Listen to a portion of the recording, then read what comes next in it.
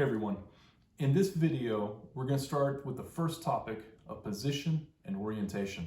Now, when I say position, really I'm just saying here's an object. Where is this object? Well, hey, there it is, it's right there. When I say orientation, it means how is this object oriented with respect to its environment. So the room I'm in is not rotating. If I rotate this eraser, then we can describe the orientation of this eraser with respect to my non-moving room. So those are the two big things. And consider the reasoning for this. Let's say I do a drawing of my eraser and we put a point on this eraser, just some point. We're going to track some corner and we call this point A. So here is the eraser and here is point A. If I can tell you where point A is, and if I can tell you the orientation of this eraser, it is tilted down 30 degrees, it's tilted up 120 degrees, something like that. And also if you know the geometry of this object, if you have those three things, if you have position, orientation, and I'm going to just add in here temporarily, and geometry,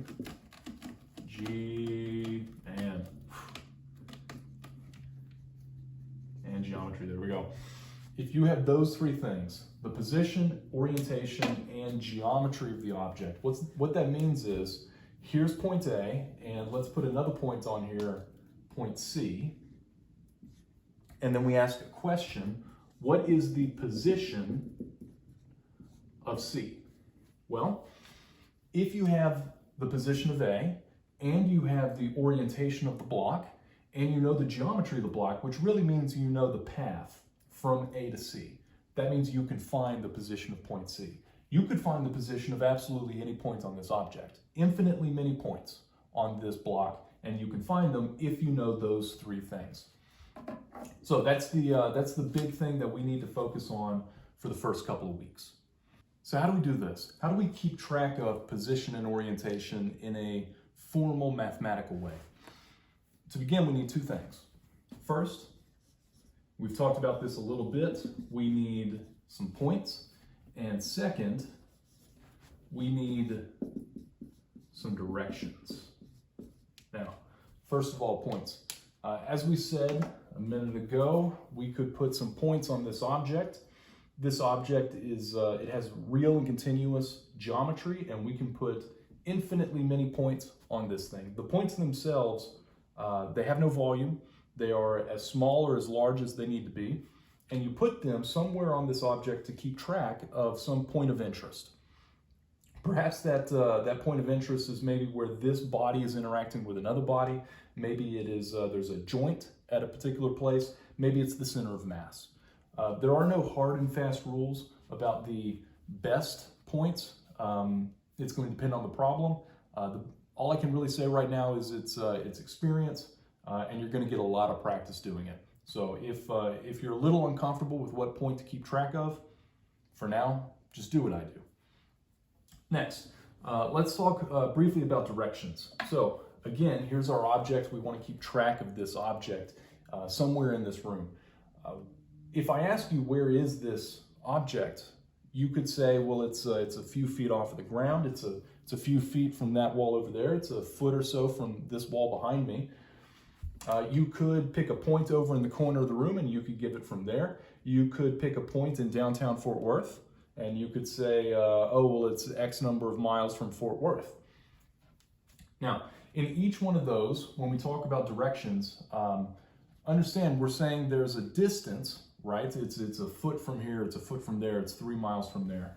But there's also the direction component. It's to the left, it's to the right, it's up or down, something like that. We're not going to use left and right in this class. We're going to put frames on our problem. So let me clean this up and let's talk a little bit about frames. First of all, we know that there's various types of coordinate systems. Cartesian coordinate systems, which we're most familiar with, X, Y, and Z. There's also spherical coordinates. You give two angles, azimuth and elevation, and then you give the radii. There's also cylindrical coordinates where you give a height an angle off of the horizontal and a radius. What we're going to be using in this class is Cartesian coordinates, x, y, z. Specifically, we're going to be using two kinds. The first is a non-moving inertial frame. So, inertial frame. And this is non-moving. So what does that mean? Well, again, here is our object of interest, and this object is rotating. We're going to measure the rotation of this object with respect to a non-moving inertial frame. So in literally the case of this eraser in this room, this non-moving inertial frame would be attached to my room. We could say that this wall, maybe the x-axis is going down this wall, and the y-axis is pointing towards you, and the z-axis is pointing up. Such that when we displace this thing and we rotate it, we can now make reference to this non-moving frame. The next thing we're going to do is we're going to use body frame. And body frame is moving. So here's how to think about body frame. I'm a body, I have a body. Imagine that there is one of these coordinate frames attached to me. Let's say that X is coming out of my chest. That would make my right arm be the y-axis, and Z is going up out of my head. Right now, the x-axis of my body is aligned with the x-axis of the wall, right? And if I rotate 90 degrees, now my x-axis is aligned with the y-axis of the room. We can do that as a drawing. Let's say here is our non-moving frame. We're going to call this inertial frame. We're going to call it N. And this little symbol on top, the caret, that denotes that we're talking about a frame. So this first axis, this is how I'm going to do it for this semester in this class. I'm going to say that this is x hat N. This axis then is the y hat N axis. Here is the z hat N axis. I put the N on there because we're going to be using multiple frames and we need to be able to distinguish between them. So here is the next frame. We're going to say there's the frame attached to my body. And this frame, I'm rotating, right? I'm doing a rotation about my z-axis. Well, my z-axis and the room's z-axis are the same thing. So here's z hat N, and also here's z hat A. My name's Ashley, so let's do A. Also, I just like to go through the alphabet, A, B, C, D, so that's usually how I'm going to set the problem up. Here's A frame, here's B frame, here's C frame, something like that. And then, let's say that we do a positive rotation about this shared z-axis. That means that my x-axis is now going to be over here, and my y-axis will be here. And there is some angle of rotation between these. Usually we will use thetas. So here's an angle theta. Well, guess what? This angle right here, this angle is also theta. So here's my z-axis, here's my x. I'm going to do a positive rotation. That means I'm going to turn this way, right? So if I rotate about my z-axis some amount, now my x is pointed there, and the room x was pointed here, right? So we get a difference between these. These rotating body frames, this is what is going to allow us to keep track of the orientation of objects. And also it's going to very much help us when we start looking at positions and distances, where not only does the distance change, but the distance also actually rotates, the body rotates. So if I wanted to know perhaps the velocity of this point, something like that, when I flip my wrist, we're going to take advantage of these rotating body frames. Now, in some of these simple problems, because undergrad dynamics, it's mostly going to be two-dimensional. We'll do the occasional three-dimensional. But in two-dimensional problems, most of the time, if you really wanted to, you could get away with sticking to the inertial frame if you're very careful. And you might convince yourself that this is a good idea and you're actually gonna, save yourself some time and worry because you're not gonna deal with these complicated body frames. Take my word for it, that's a bad idea. You are hamstringing yourself for the future. If you want to be able to do any real analysis, or even honestly analysis of simple problems in a reasonable amount of time, body frames are absolutely the way to go. They will help you define more complicated problems, and when you get good at them, they will save you incredible amounts of time. And also, if you ever want to do any real world 3D problem, because real problems are all 3D, you have to use body frames anyway.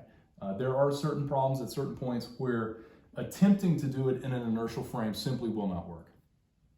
So we're going to be relying on these heavily. All right, so with all of this out of the way, let's start looking at some problems. As we go through the semester, we're going to look at several different problems, obviously. All of these problems that we look at, when you really boil it down, we can classify them into just a handful of ways. First of all, we could look at single body versus multi-body. And by multi-body, consider that these two pins, right? These two pins in the same space, this is multi-body, but there is no interaction between these two pins, aside from negligible gravity, right? Maybe little eddies in the air that they create. A multi-body system really is when these two bodies are connected and you have joints and hinges between them. Next, the types of motion that these bodies are going to undergo. There will be translation, there will be rotation, and you can have translation and rotation. So single body versus multi-body, when we're first starting off, and definitely when I'm explaining things, I tend to use just single body examples because they're fast and quick, but we will absolutely be doing multi-body examples in lecture and definitely on your homeworks. Now these three, every time we introduce a new topic, I like to go back and I like to do these three again, just so we can see all the examples.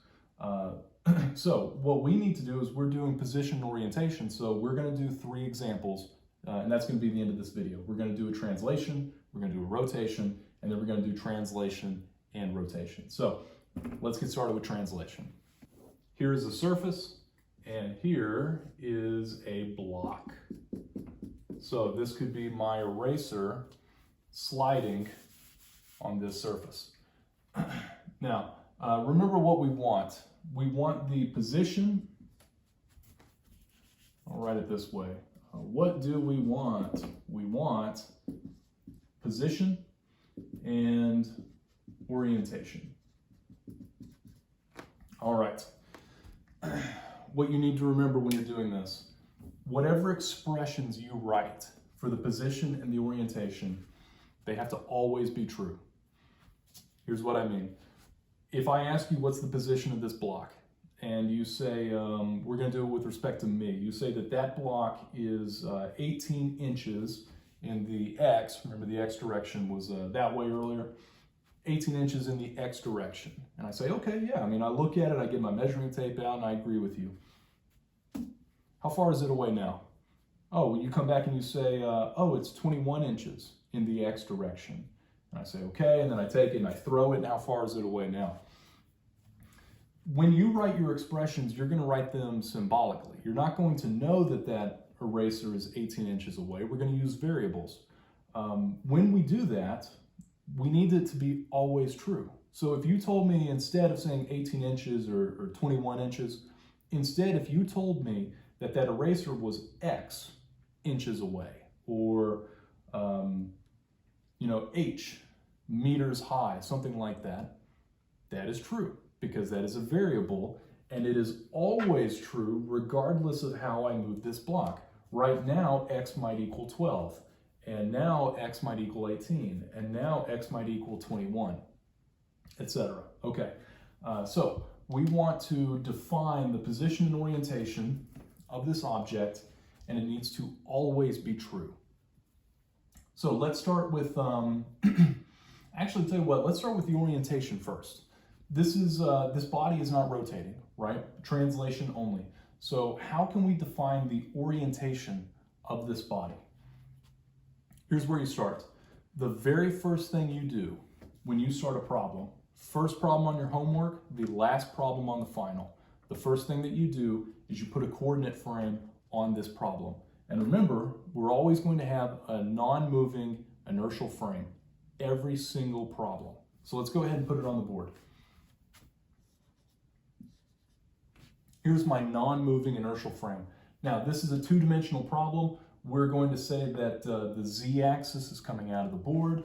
So standard practice is we put x to the right and y up. Since this is the inertial frame, the non-moving frame, this is x in and this is y in. And to denote that these are axes, we're going to put these hats on top. So this is x hat in, this is y hat in. These are directions. Now, this is a body. It's not rotating, it's only translating, but whenever you have a body, you put a frame on that body too. I don't care if that body is rotating or not. I see a body, I put a frame on it. So here's the body attached frame. Here is x A, and here is y A. X hat A, y hat A. Now, a couple of comments about how we draw these things. Notice over here, I had them on this first one. They come and they make a point, and on the next one, they don't make a point. We've been trained to always draw these as a right angle, and perhaps you've also been trained to call this an origin. Okay. I'm actually going to encourage that you break that habit. It's not that it's necessarily wrong, it's just unneeded.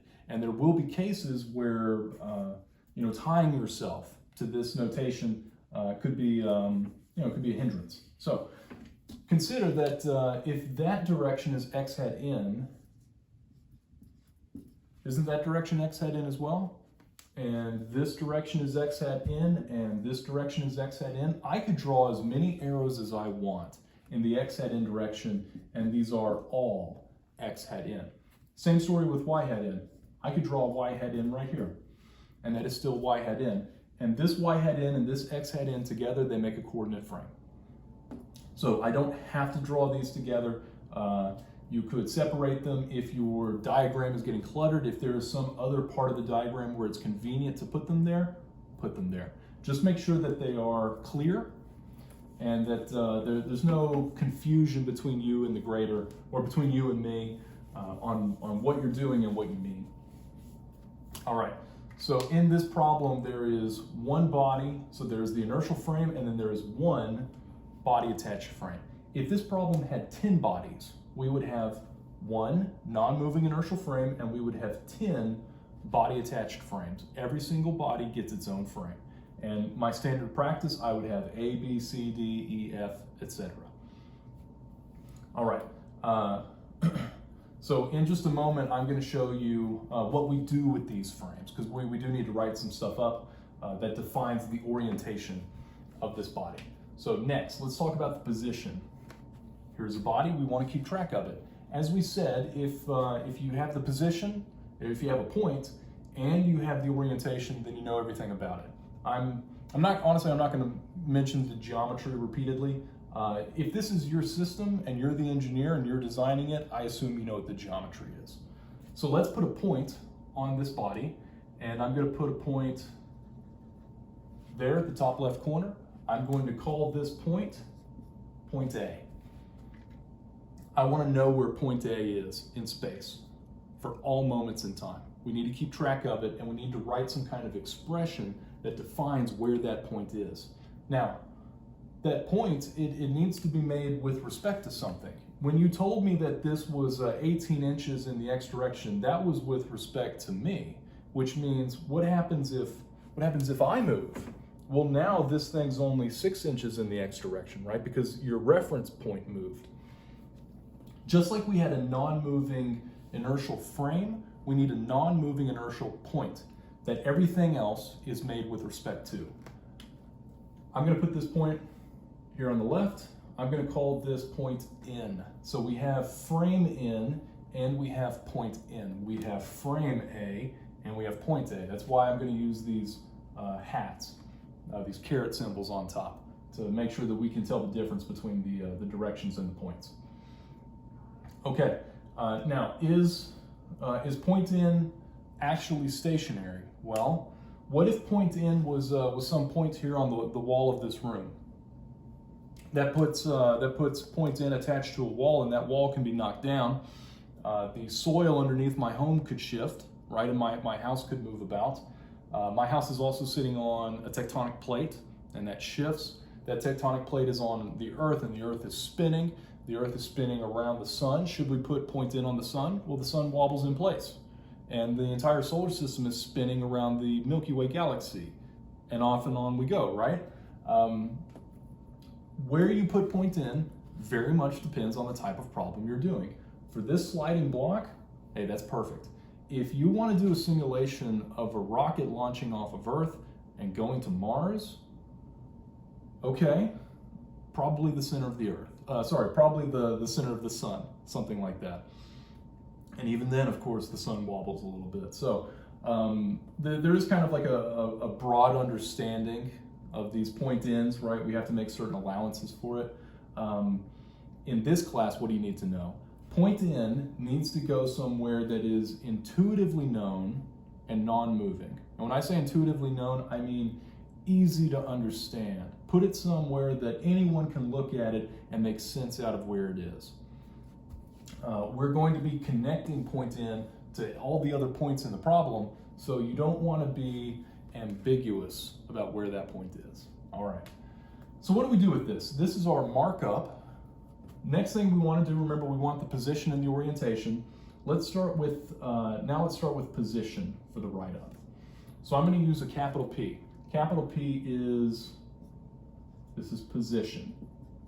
This is our position vector. I know in a lot of classes they have you do arrows or maybe just bars over all of your vectors. We are going to be doing vectors for almost everything in this class. We're going to be using them all the time. And honestly, I get a little tired of using or having to draw and keep up with all of those vectors. So if I just do this and I don't put a bar on it, you're going to have to excuse me. This is a vector. And it's going to be a vector, obviously, because we're going to put the two pieces of a vector into it, magnitude and direction.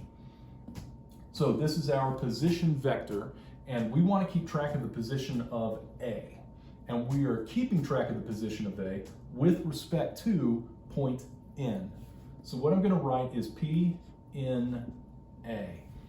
This is the position vector from point N to point A. Now,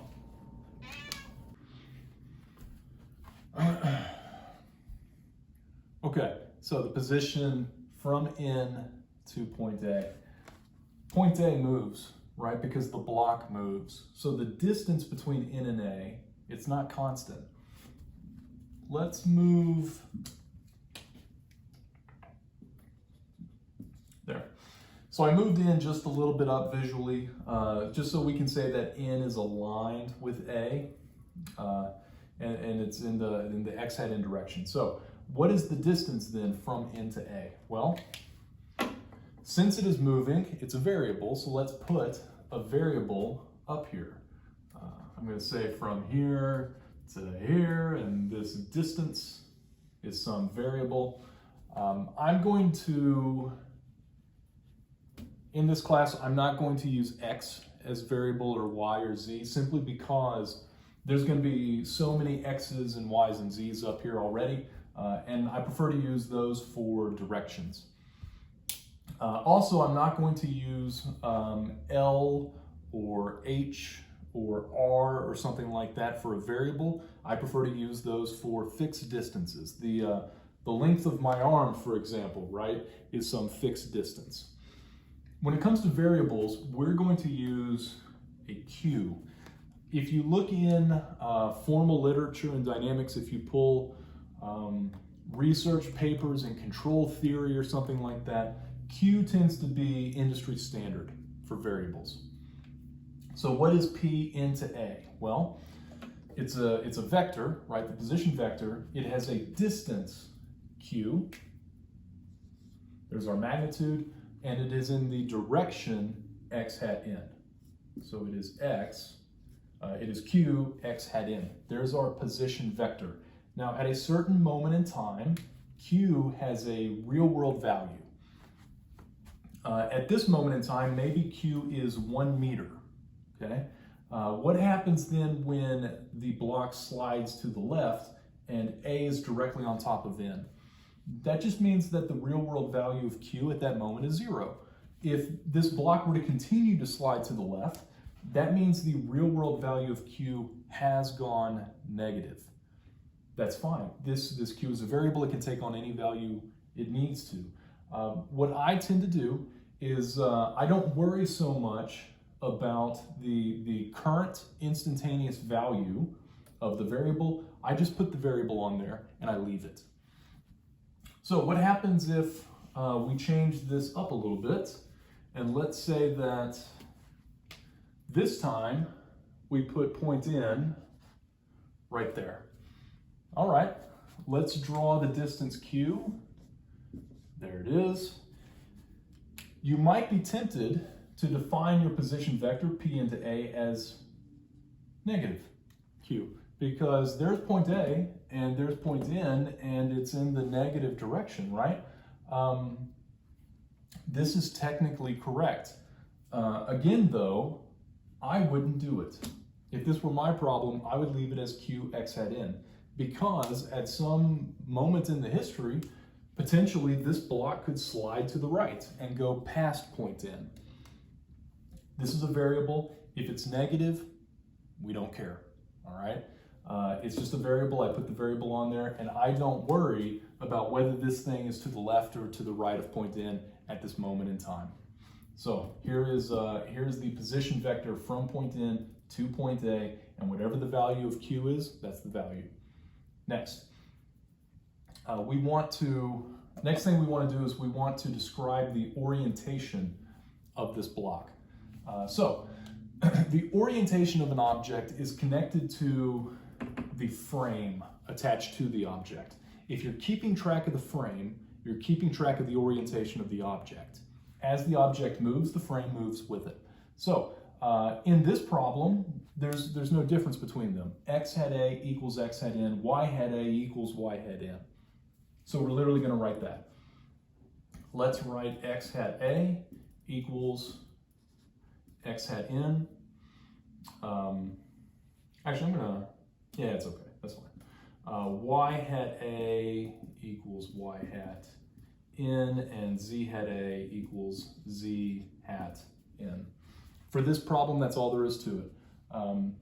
What we have just done is we have described the rotation from N to A. So just like we have some nomenclature for the position vector, the position from N to A, this R is defining a rotation from N to A. And it's just this description, right? There was nothing to it in this problem. We can take the position and we can take the rotation and we can combine them into one claim. We're going to call that the location description. So this symbol, I've had people ask me about this symbol in the past. This is my script L, right? Location. So this is the location description of A. So since I put point A on this block, let's call it body A. Here is the location description of body A. All you have to put here is the position vector from N to A and that rotation from N to A. Those two things are now going to combine and just give the location description. All this location description, just think of it as a signposting for when you're starting problems. No matter what the problem is, at the very beginning of the problem, I need a location description for every problem. So if you write this, LA, LB, LC, it ensures that you go back and you have to do position vectors and you have to do rotations. That's all it is. Okay, so here's how you do position and orientation, a location description for a translating body. let's clean this up and let's do a rotating body next. The example we're going to do for a rotating body is a pendulum. Here is a base. This base is it's a block bearing, so there's a pin through this base that allows a local rotation. And connected to this is our pendulum. Now, what's going to happen with this pendulum? It's going to swing, right? And you could reach out and you could grab this pendulum with your hand and you could rotate it. The center of mass of this pendulum, right? We could put the center of mass of this pendulum right here in the middle. There's our symbol for center of mass. I can call this center of mass A. Maybe we're interested about what's going on at the tip of this pendulum, and we can call that point B. All right, so what do we want for this problem? We want the location description for this pendulum. So what are we going to do? Well, as we saw in the previous problem, the first thing we're going to do is we're going to put a non-moving inertial point and a non-moving inertial frame on this problem. So what's a good place to put the point? Probably right here. That's a good place to put point in. That point, this pin joint, it's on the pendulum and it's also on the block bearing itself. It's a shared point, and that point doesn't move. It doesn't go up and down. It doesn't go left and right. Next, let's put our non-moving inertial frame on this problem. So X hat in and Y hat in. All right, there is one body on this problem. That means we need to put a frame on this body. Now this time the body is rotating, which means the frame is going to be rotating as well. What we're going to do is we're going to put the A frame, we'll call this body A, we're going to put frame A on this body. You're the engineer, you get to pick how the frame is oriented. I'm going to do something that is kind of obvious. I'm going to say that the x-axis points along the length of this, and we're going to just pretend that I drew that straight. I'm going to say that that is the XA axis, X hat A. Well, if there's X and there's Y and Z is coming out, and we're going to keep that same right-handed definition, then where is Y hat A? Y hat A is then going to point right there. If I give you the X and I give you the Y, because we're assuming this is a right-handed frame, you can infer then that the Z must be coming out. All right, next. We're gonna have to add some other stuff to this in just a bit, but for now, let's come over to our definitions. Remember that we need to define the position vector. And let's do the position vector from point N to point A. So P N to A. All right. How do we define the position vector at A? First of all, how does A move? Ooh. Hey, little one. Point A, because it's on this pendulum, it's going to move with the pendulum, right? And when it does, point A is going to follow the path of a circle around this block bearing.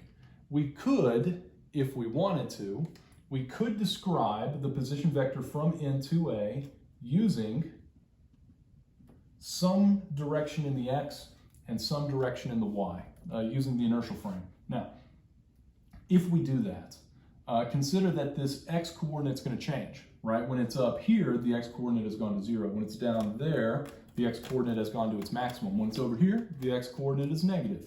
If we wanted to do that, we would have to come up with two coordinates, two variables, Q1 and Q2, and we would say Q1 in the X hat N and Q2 in the Y hat N.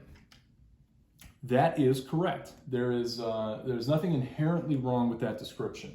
However, I can tell you that's not a great way to do it. And as we move into the next topics on constraints, we're going to talk about why that's a bad idea, and it is a bad idea. So what's another way to do it? Let's say the position vector from N to A. Because this pendulum is rotating, let's take advantage of that rotating frame. The distance from N to A, though we did Q1 and Q2, that distance actually doesn't change. if you did this and you committed to it, and then you did Pythagorean theorem to find that hypotenuse, you're going to find that it's the same. This pendulum is it's manufactured body, right? If I take my forearm and I rotate it, the distance between my elbow and my wrist doesn't change, just the direction. So let's go to the diagram and let's add to it a variable. I'll use my blue. Let's say that this distance is L. I tend to use L's for fixed distances, and when there's a whole bunch of L's, I usually use numbers, so L1, L2, L3, something like that. So what is P into A? Well, this time P into A is the distance, L, and the direction, well, it's in the direction of the rod, and that's where we put x hat A. So it's L, x hat A. That's the direction. So this position vector is better than the one above it. Why? Notice that the P into A had two variables that we had to create. We had to create Q1 and Q2. How many variables are in the description underneath it? Well, L doesn't move, but x hat A does move. There is a variable inside of x hat A. We haven't gotten to it yet. It's the angle associated, but this description requires only a single variable. The description above it requires two. Why is that important? Again, like I said, when we get to a discussion on constraints, it is very important. Specifically, understand this. Q1 and Q2, in that description, they are not independent. You cannot arbitrarily pick Q1 and Q2. You can't say, all right, Q1, it's this much, and Q2, it's that much, because that no longer lies on the path of this circle. Q1 and Q2 are constrained by this magnitude L, by the Pythagorean theorem. That means that if you were to do that method, you have to write additional equations that are going to carry through the entire analysis of the problem, which, while not technically incorrect, it does become tedious. And I'm going to strongly recommend that you do not do that. Okay, so we're gonna go with this one. There is our position vector.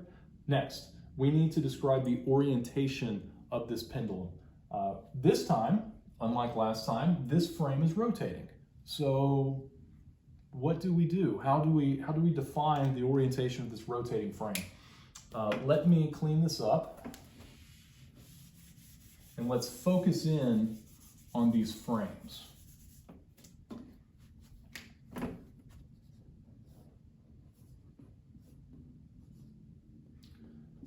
So first, let's draw the non-moving inertial frame. In the drawing that I just did, the pendulum was in the first quadrant. Don't be fooled by the drawing. I could have just as easily drawn my pendulum in quadrant number 4. I could have drawn it in quadrant number 3. It actually doesn't matter. It's kind of like the block sliding in the last problem. We didn't care if the block was to the left or to the right of point in. We just treated it like a variable. Same story with this. We don't care what the instantaneous value of this rotating angle is. The only thing I care about is the fact that there is an angle between them. And we're going to define some math that is always true, regardless of what the numerical value of it is. Okay, here is our inertial frame. I'm going to draw the A-frame in quadrant 1. So there is some angle now between the x hat n and the x hat a, right? And that angle is 0 to 90 something. And then here's y hat a. So the angle that we're going to put between these is theta. And of course, this theta is that theta. Just like we could have multiple bodies, multiple points, multiple lengths, we're also going to have multiple frames, so we could have multiple angles. I tend to number these as well, theta 1, theta 2, theta 3, something like that. You could consider over here we had variable distance and then we had fixed distance. So I tend to use thetas for variable angles. I tend to use phi or phi, however you want to call it. I tend to use these for fixed angles. It's my personal nomenclature. You don't have to do it exactly like I do, but whatever you do, it needs to be clear. So make sure that you show the grade or whatever it is you're doing. All right, this drawing that I've just done, like I said a minute ago, I don't care in the drawing whether the pendulum is in quadrant 1 or 2 or 3 or 4. I want this drawing every time that you have a rotating body. Just put it in the first quadrant, get into the habit of doing it, and the descriptions that come out of it, they're never going to change. So first problem on the homework, last problem on the final exam, you can do this diagram, and that's going to be true for the rotating body. Unless it's, consider what axis are we rotating about? We're rotating about Z right now. We will talk a little bit about how do you do rotations about other axes. But for right now, we are doing what is called a simple, because it is simple comparatively, a simple rotation. So this simple rotation, it is you're going from one frame, the N frame, to another frame, the A frame. You're going through a single angle and you're rotating about a shared axis. So the shared axis is Z axis. All right, so we have the diagram. Recall that last time we wrote some things down, right? We said x hat A equals x hat N, y hat A equals y hat N, right? Because in that problem it was true. So let's go and let's write x hat A equals, y hat A equals, and z hat A equals. Now one of these is very easy. Since it's a simple rotation, there's a shared z-axis, right? The z hat N is coming out, the z hat A is coming out, and it doesn't matter what they do because they're just rotating about this shared z. So z hat A equals z hat N. Okay. Next, we need to describe the motion of this in some way that it is always true. And we're going to define this in terms of the N frame. So really what we want to do is we want to say that x hat A equals blank x hat N plus blank y hat N. There is some component of the x hat A axis, and let's let's say that these are some normalized length, right? This is a unit vector, and we project this down onto the xn and then onto the y hat N axis. And then we're attempting to describe the length of this. So what is this projection? Well, if you're comfortable with trig, you probably figured it out in half a second. Well, this is cosine of the angle theta. This is how I'm going to do cosine and sine. Again, we're going to do it so much, I get tired of writing COS, so I'm just going to do C's and S's. So this is cosine theta in the x hat N. Okay, so what's the y component? Well, that's just sine. Sine theta. Now, remember, these need to always be true. So is this claim, is it always true?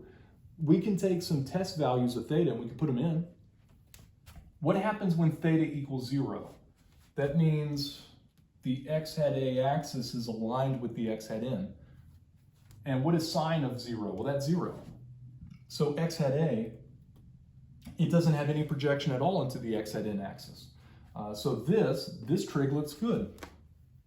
If the angle is in quadrant 2, if this is 120 degrees, when you take cosine of 120 degrees, you're going to get a negative number, and you're going to get a positive sign. When you're down in quadrant 4, you're going to get a positive on the x, and you're going to get a negative on the y.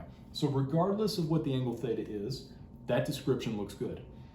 Next, let's do y hat A. We're going to do the same thing for y hat A. We're going to project it onto these two axes. So there it is, projected onto y hat N, and I just extended x hat N. We want to make similar claims about y hat A. We want blank x hat N and blank y hat N. All right, let's, we did the example of inserting values in, so let's do that. Let's say theta is equal to 0. When theta is 0, where's y hat A? Well, it's pointed straight up, right? So when theta equals 0, just like x hat A is aligned with x hat N, y hat A is aligned with y hat N. That means this blank is cosine. Y hat A when it's straight up, it has no projection onto the x hat in axis, just like x hat A would have no projection onto the y hat in axis. So we can put in a sign. There's actually a problem with what we just did. One of those things is incorrect. So let's do another test case. And now let's say, what if theta is pi over 2? Well, pi over 2 is 90, so that means your x hat A axis has rotated up, and now it's aligned with y hat in. Does this math work? We put in pi over 2 here. Cosine of pi over 2 is going to be 0, which means x hat A has 0 projection onto x in. That looks good. And then sine of pi over 2 is 1. So x hat A equals y hat in, which is true, right? There it is. What happens when we rotate y hat A? Well, it started here, and then it rotates in a positive direction, and now it's pointing to the left. So in this case, cosine pi over 2, this is now 0. Sine of pi over 2 is 1. Since this is pointing in the negative direction, we actually need to put a negative on this. And now it's true. When you put in pi over 2 now, y hat A equals negative x hat in. And that statement is true. This, what we have just done, for this rotating body, this is now our rotation from N to A. You're going to do this repeatedly. Every time that you're doing a simple rotation about a shared z-axis, these are the equations. They do not change. It doesn't matter what the geometry of your body looks like. It doesn't matter whether in the diagram it's drawn in a particular quadrant. This math is always true regardless of the angles. So how do we finish the problem? Well, we write our location description.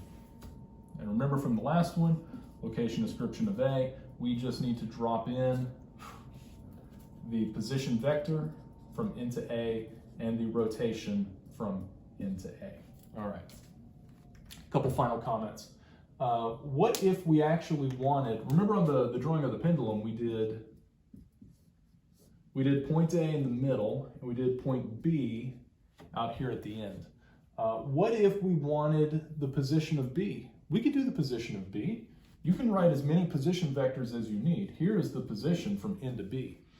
If we assume that the center of mass is perfectly in the middle, if this is a symmetric body, hey, that's safe. If it's L, x hat A to A, well, then that means it's just 2L, x hat A. And that gets us to point B now. We could also do the position vector from A to B. This is called a relative position vector because you're going from a moving point, or just a non-inertial point, right? You're going from point A to point B. We're going to get a lot of practice with this as well. We're going to talk about relative velocities. If you write a relative position vector and you take the derivative, you get a relative velocity. So this would be, what is the velocity of point B with respect to point A? Something like that. And then this one, you're going from A to B, right? And that is also L in the x hat A. Like I said, we're going to get lots of practice.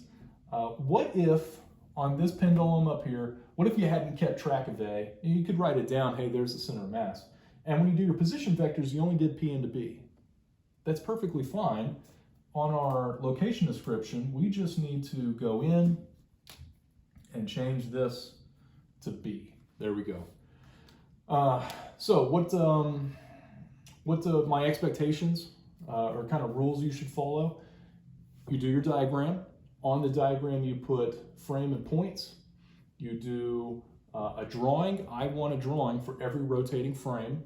You give me position vector to your points of interest. You give me rotation. And then these two things together, then you come back and you give me a location description. All right, so we've done rotation, we've done translation. Let's put them together now and let's look at a body that both rotates and translates. Last problem for this video, translation and rotation. Look at the diagram that I've drawn.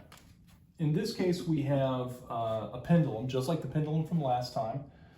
And imagine that a groove has been cut into this. You've taken that block of metal and you've put it on a mill and you've cut a groove into this. And then into this groove, we have put a block.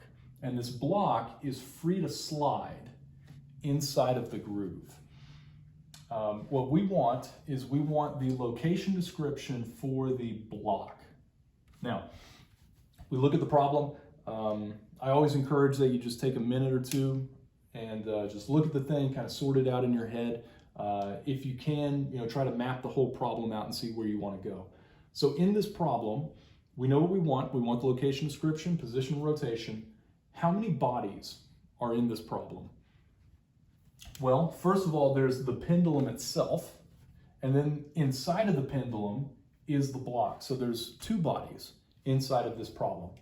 What that means is we need 2 points. We need a point for the pendulum and a point for the block, and we also need 2 body attached frames. We need a frame for the pendulum, and we need a frame for the block. So let's start with the diagram. Let's put a non-moving inertial point in there at the pin joint, and let's put our non-moving inertial frame in. There we are. I said we need some points on this. Well, let's call the pendulum A, and I'm going to put a point A out here, and then let's call the block B. Let's put a point right in the middle of the block. Let's say we're tracking the center of mass of the block. Next, every single body in your problem, you need to put a frame on it. So how are we going to put the frames on this one? Well, I'm going to put the A frame just like we did on the last problem. I'm going to say that the A frame is aligned with the geometry of the pendulum. So here is X hat A, there is Y hat A. Now you can look at this and you can figure out what's going to happen. When the pendulum rotates, the block rotates with the pendulum. It has to. It's in the groove. Do you have to put a frame on the block? Yeah, you still have to put a frame on the block. Absolutely you do. As for why, when we get into the Newton-Euler equations, it is imperative that everything has its own frame. We're gonna slowly build up to all those ideas. So here's the A frame. I'm gonna put the B frame aligned with it. Now you can, if you want, draw those as 2 different arrows. Remember, you could have put the arrow somewhere else on this side. If you really want to, and if you need to conserve some space, it is okay for you to do something like this. If you have 2 frames that are rotating together and you want to do just 1 set of arrows and you want to write them next, that's okay, that's fine. All right. Now, in this problem, if this were a homework problem, what I would say is that I want the location description for every body in the problem, for all of the bodies. So what's the location description for the pendulum? Well, that would be LA, and you would do the position vector into A and the rotation from N to A, which is literally what we did just a minute ago for a standard pendulum. So feel free to just copy those notes over. So that's just kind of taking up space, so I'm going to erase it. What we need to do now is we need to track the position and orientation of the block. So let's start with position. We want the position vector from point N to point B for the block. How are we going to do this? Well, remember, we could, if we really wanted to, we could do an individual X and an individual Y. I told you on the other problem that was a bad idea. It's an even worse idea on this problem, because now these coordinates are no longer even constrained by the hypotenuse. If you look at this, notice that this thing is sliding in the groove. We could grab this pendulum and hold it in place, and then you could freely grab that block and you could slide it in the groove. So we need some kind of description that represents that level of freedom. So what I'm going to do is I'm going to use these body attached frames, and then I'm going to acknowledge the fact that this thing can move. So the fact that this thing can move means it's a variable, and we're going to use Q as our variable. So the position vector then from N to B, the distance is changing. It is the variable Q, and it's in the direction, take your pick, X hat A or X hat B. I'm going to use X hat B, but hey, they're the same thing. So there it is, there's the position vector. This time, how many variables are in this description? Well, Q changes and XB changes, right? There is the angle inherent in that rotating frame. So we've got the position down. What do we do next? Next thing we do is we want to track the orientation. So you do a drawing. Do you have to redo this drawing? Yes, you have to redo this drawing. When you get out of my class, if you don't want to do these drawings in your personal work, I don't care. When you're in my class and you're first starting out and you are doing all of this right up to communicate with me and communicate with the TA that you know what you're doing, I need you to do this drawing. There's the angle theta. You don't have to redraw it if you don't want to. Let's label all of this. That's a Y, YN. So because there is the A frame and the B frame, you would of course do all the description for the A frame as well, just like we did in the last problem. So now I'm defining the rotation of the B frame. And of course what we're going to see, you can probably already tell, this description of the rotation is going to come out to be exactly the same as it was in the last problem. XB is going to equal cosine theta xn, sine theta yn. Here is YB, it is negative sine theta xn plus cosine theta yn. And then ZB is going to equal Zn. What is this? We can combine all of this. We're going to call this the rotation from N to B. Now, some things that you can do to kind of save time. If you really wanted to, you could, on this diagram, for example, you could say, here's also XA, here's also YA, and you could do one of these and we could come back and we could say, all right, N to A is equal to N to B, something like this. These kinds of comments where you're sort of condensing the information a little bit, that's okay. The number one thing, if you're going to do something like this, you need to make it real clear to me and the TA that you know what you're doing. That's all I ask. Okay. And then in this problem, we have the position and we have the rotation. That means we have the location description. So I'm going to put a little bow on this problem. I'm going to say here is P into B. Here's the rotation into B. Anything that you put in these location descriptions, you just have to have them defined. Do we have P and B defined? Boom, there it is. And do we have the rotation into B? Yeah, here it is. It's this whole thing. Okay. All right, so that's it for this video. Your first homework is effectively just this for a couple of problems. You just need to give me location descriptions, which means I need positions and rotations. Okay, people, best of luck, stay safe. I'll see you next time.